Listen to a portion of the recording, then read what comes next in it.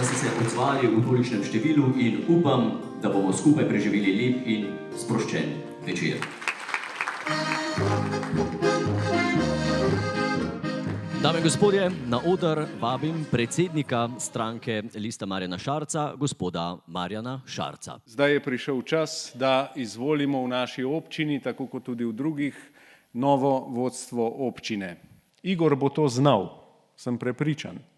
Zato, ker je skromen, ker se ne napihuje, ker je realen, ker ve, da lahko samo s trdim delom uspeš in samo z voljo, vztrajnostjo in energijo.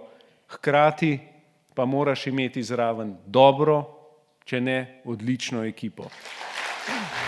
Zakaj človeku zaupati ni, gledano skozi mačje oči?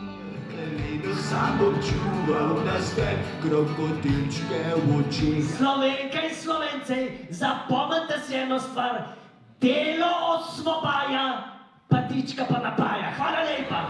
Hvala lepa, gospod predsednik. Hvala lepa, gospod predsednik.